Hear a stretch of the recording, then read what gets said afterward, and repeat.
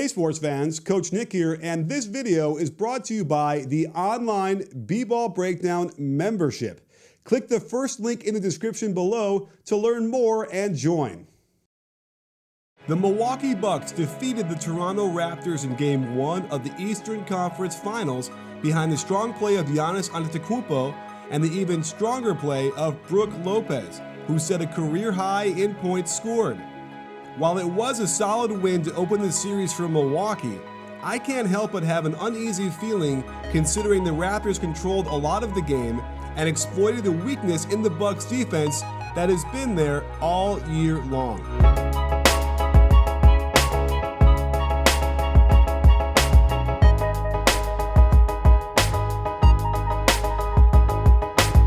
When Brook Lopez pulled out this spin move inside hand finish soft off the glass from God knows where, you knew it was going to be a special night.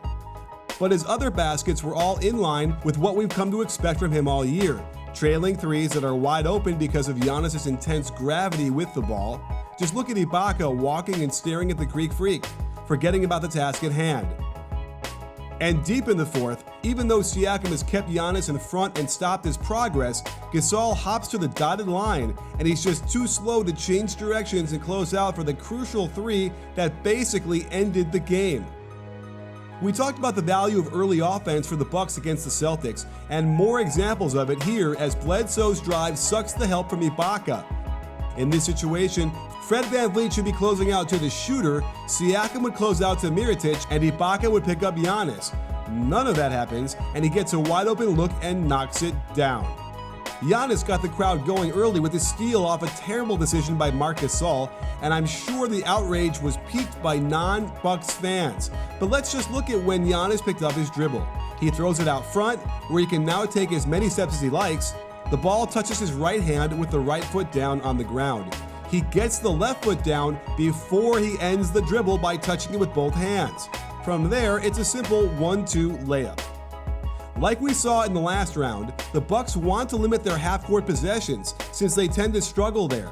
They posted a .96 points per possession that would have tied them for 14th in half-court offense during the regular season, which is why Giannis will force the issue even against 3 defenders. And check this amazing Euro. He ping-pongs left, then right, but pushes back off towards the left for the drifting bank shot. He's also surprised everybody by hitting 32% of his threes in the playoffs. But the Raptors defense will continue to give him 6 feet of space no matter what. And deep in the fourth, you almost never see a post-up player get doubled, and somehow turn it into a drive from the wing. But this is Giannis, and the power he generates as he gathers to jump is unparalleled, as Siakam is knocked out of the way for the easy lay-in of a crucial fourth quarter bucket. Now let's look at the Bucks defense, because they've adopted a specific philosophy that has yielded an elite defensive rating in the regular season, but makes me all sorts of worried now that we're this deep in the playoffs. In what would seem counterintuitive, the Bucks have decided to allow the most three-point attempts per game, and we're also ranked a poor 22nd in opponent three-point field goal percentage. In a three-point happy league, you wouldn't think you could stop people and win 60 games, but here we are. And Bucks Twitter, led by Bucks Film Room, are rabid to the point of belligerence when it comes to defending this philosophy, insisting they don't give up corner threes, and the above the break threes they do give up are to poor shooters. The Raptors pick and roll was able to generate a lot of good looks from 3 in Game 1, and in their overarching demand to stop shots in the paint, Giannis bumps down to help even though Bledsoe didn't need it, and a quick kick-out catches the Bucks with their pants down.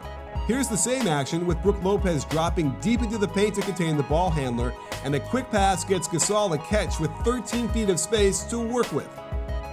The Raptors do something clever here. It shapes up to be a flat screen, and the Bucks want to force him to his weak hand, but Pat Connaughton hedges high to his left, allowing Green to flip the screen, get Kawhi going left, and a clean view of the basket. The penetration caused by a pick and roll usually opens up kickouts for open looks. As the weak side guard, Brogdon is supposed to split the difference between the corner and the wing, then sprint to whoever the ball goes to. Instead, he gets all turned around, and the shot goes down. Middleton is in a similar position as Brogdon on the weak side, bumped down to watch Gasol on the roll after the handoff, then close out to the sole shooter at the right wing. However, it's a poor closeout, and watch Bledsoe. Despite Lopez being right there to help on penetration, he stops following his man to stop the ball, then just gallops out of the way while the man he's supposed to be guarding shoots an open three. These next two might look familiar from yesterday's video, as the Bucks like to drop the ball screener's man into the lane, but it runs the risk of giving a wide open shot to the ball handler. The Raptors would be wise to set this one a little bit lower, so if Middleton goes underneath, Kawhi can just pull up immediately instead of needing an extra dribble to get to the line where Middleton can contest nicely. And they can take advantage of this with Marc Gasol popping, but he's been better both in the regular season and playoffs from the left wing than the top.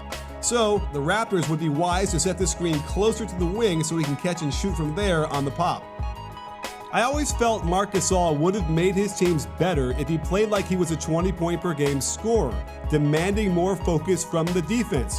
But at least we've got the equivalent of an all-star with SeatGeek, the best app to get tickets to any sporting event, concert, or the theater.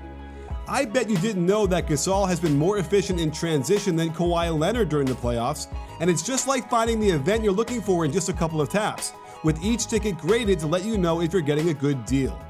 George Hill has been the Bucks' most efficient player overall at 1.16 points per possession, way better than Bledsoe's .927, so ignore all the other apps out there and think SeatGeek the next time you need tickets. Just like Brook Lopez saved the Bucks with his deep shooting all night, you'll save $20 off your first purchase by using my code BBall. So focus in on SeatGeek, since they're determined to find you the best prices out there, just like the Bucks are determined to stop shots at the rim no matter what, even if it affects the corner three-point shot as well. As Kawhi attacks on the catch, Brook Lopez will fully rotate to stop the ball, even though Giannis is coming from the weak side too, and it opens up the best three-point area Siakam had in the regular season. But the release is way too slow, and credit Lopez for moving well to challenge in the air.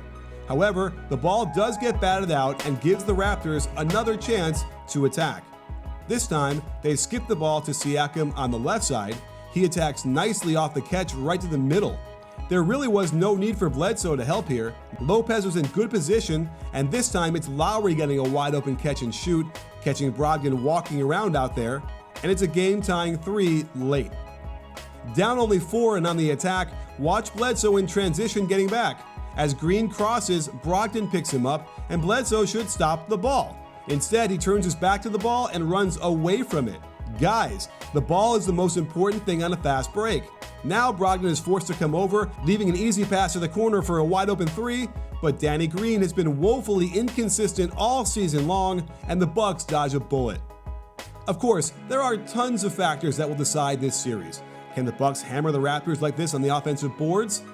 Will the Raptors continue to struggle getting and finishing shots in the paint against the length and focus of the Bucks' defense? But you need to keep your eye on the Raptors' open threes, as well as the Bucks' fast break. I predict this will be a 7-game series, full of back-and-forth play that will test everyone's ability to handle the kind of unpredictability that can drive you crazy.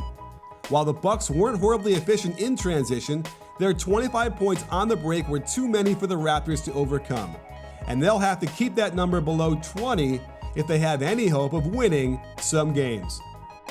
Sports fans, Coach Nick again, and thanks for watching. If you enjoyed this video, then I've got a new online basketball membership where I share with you the best of what NBA teams are doing to help you be more successful on the court. Click the first link in the description or the pinned comment below to learn more. And don't forget to like and subscribe and let me know how you feel about today's video.